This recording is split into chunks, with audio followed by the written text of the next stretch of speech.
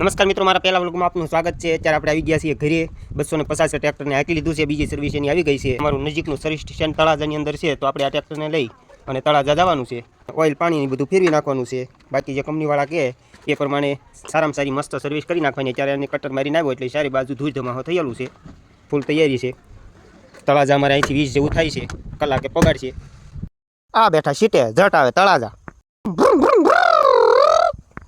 આ અમારા ગામનું પ્રવેશદ્વાર સ્વ હરપાલસિંહના સ્મરણાર્થે તેમના પરિવાર દ્વારા બનાવવામાં આવેલો છે। હવે અહીંથી સીધું પહેલું આવશે ભદ્રાવળ, ભદ્રાવળથી ટીમાણા અબુકોટ થઈને સીધું તળાજા।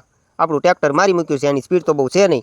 પિંગળી અને ભદ્રાવળની વચ્ચે અમારા દાદા વાવવાળા દાદાનું મંદિરનું હમણાં જ લોકાર્પણ કરવામાં આવેલું છે। એવું આલિશાન મંદિર પણ રસ્તામાં આવે છે, તો તે દાદાના દર્શન કરી અને આગળ વધીએ છીએ। અહીંયા તમે બોર્ડમાં જોઈ શકો છો કે તળાજા અહીંથી 17 કિલોમીટર જેટલું દૂર છે। ભદ્રાવળ ગામની અંદર એવું બળદગાડું પણ આપણને સામું મળ્યું છે। આ રહ્યો અમારો નાયરા કંપનીનો પંપ। અહીંથી અમે ડીઝલના ઢોલ ભરી ભરીને અમારી ખેડ કરીએ છીએ। તડકો ખૂબ જામી ગયો છે એટલે આપણને હવે રસ પીવાનું મન થઈ ગયું છે, તો એક કળશો રસ પી નાખવી। પછી પાછા સીટ ઉપર બેહીને રોયલ ગામની અંદર પ્રવેશ કરી ગયા। રોયલ ગામને વળતા જ અમારા ગામને જીવાદોરી સમાન શેત્રુંજી ડેમ આવે છે। એની એ નદીની અંદરથી અમારે 2 કેનાલો કાઢવામાં આવી છે, અને 2 કેનાલો અમારા ખેડૂતો માટે એક જીવાદોરી સમાન છે। આ તમે નેશનલ હાઈવે જોઈ શકો છો, પરંતુ અહીંયા મારે રોકાવાનું છે 5-10 મિનિટ, કારણ કે એક કામ યાદ આવી ગયું છે કે ફોરેસ્ટ વિભાગ દ્વારા અમને ખેડૂતોને જંગલી પ્રાણીઓથી રક્ષણ મળે એ માટે મેળાઓની ફોર્મ બહાર પડ્યા છે, તો એનો લાભ લેતા જઈએ। અહીંથી સેલેપ મારીએ એટલે 1 જ કિલોમીટરની અંદર નરસિંહ મહેતાની સાથે જેનું નામ જોડાયેલું છે એવી પવિત્ર ભૂમિ અમારું તળાજા આવી ગયું છે। તમે એનો ડુંગર પણ જોઈ શકો છો કે જે બૌદ્ધ, જૈન અને હિન્દુ ધર્મ માટે પવિત્રમાં પવિત્ર સ્થળ ગણાય છે। અહીં ઘણી બધી બૌદ્ધ ગુફાઓ પણ તમે જોઈ શકશો, અને અહીંથી થોડા જ કિલોમીટર દૂર અમારા સ્ટીલ ટ્રેક્ટરનું પણ આવી ગયો છે।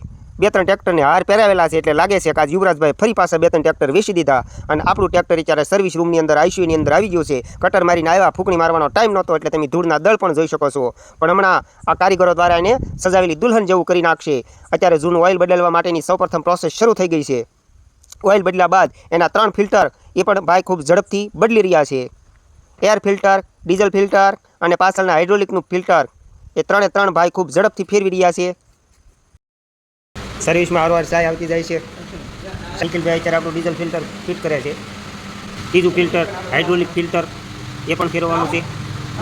હવેની સર્વિસ 500 કલાક હાલે પછી લાવવાનું થશે। સર્વિસમાં જે કાંઈ કરવાનું હતું એ બધું થઈ ગયું છે। હવે મને આ ભાઈ ટ્રેક્ટર સરસ મજાનું નવરાવી ધોવરાવીને એકદમ ટકાટક બનાવીને મને આપી દેશે। ટ્રેક્ટર નવું નક્કોર થઈ ગયું છે, સરસ મજાની સર્વિસ કરી। હવે એને લઈને જવાનું છે ઘરે। મિત્રો, આ પહેલા બ્લોગમાં તમે લાઈક, કોમેન્ટ અને શેર પણ કરજો, જેથી આગળના વ્લોગ બનાવવાની મને ખબર પડે। જય હિન્દ।